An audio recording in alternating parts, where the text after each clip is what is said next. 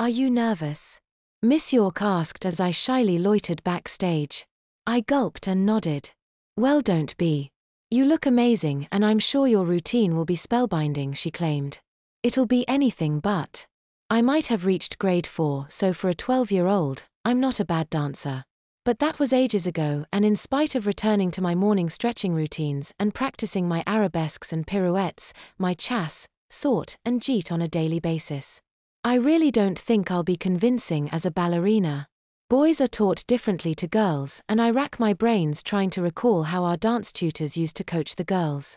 It's subtle differences like the angle of our wrists and ankles, the way we're supposed to hold our heads. Girls deliver their steps with a level of grace that the boys can't achieve, so the boys tend to be more assertive in their approach.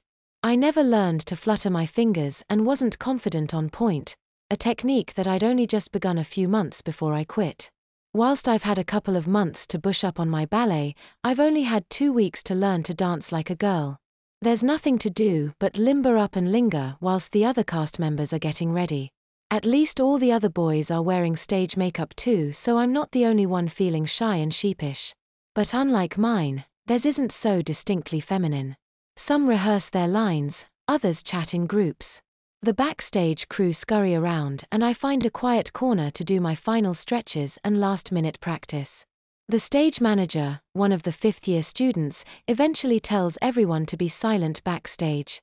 "Dream doubles in the wings, please," he says. I and the others make our way to the wings, our nerves increase with every step. Teresa, who's playing a school teacher, is the first on stage. The rest of us wait in silence.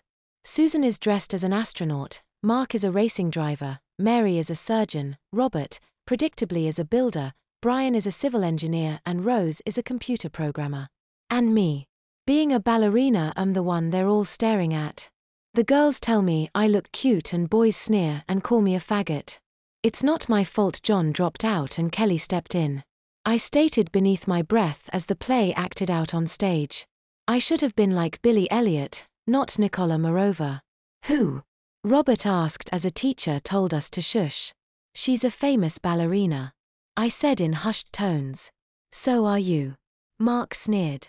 I gulped and glanced at the girls. Rose rolled her eyes and cast me a supportive smile. Mary mouthed ignore him whilst Susan faff-fed with one of several hoses that hung from her costume. I look out to the stage and its schoolroom set. It's in darkness apart from a spotlight on Emily, who's dreaming of becoming a teacher. On the platform above, her dream is being acted out by Teresa. Heard but unseen from my vantage point in the wings. Eventually Teresa exits the platform and the stage is fully illuminated once more. She rejoins us, and despite that fact we could only hear her performance, we silently congratulated her on a great performance. The classroom skits in between our dream performances are quite funny. They tease both teachers and pupils, poke fun at the national curriculum. The spotlight soon focuses on James and Mark's performance as a racing driver begins. The sound of Fleetwood Mac's The Chain booms through the PA speakers along with samples of Formula One cars, speeding and skidding around the back-projected racing track. Butterflies burst into my belly because it's my turn next. I focus on my routine, visualize the choreography, make sure I'm warmed up by putting my palms flat on the floor, making sure the other members of the cast don't see my backside, before propping my ankle on the waist-high rail and reaching out over my leg. I repeat on the other leg, knowing full well that they're all staring at me. It is humiliating, but I'm not going to dance without being properly warmed up. That's really impressive. Teresa exclaimed under her breath.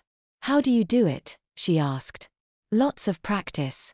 I replied as I put myself on point for a brief moment.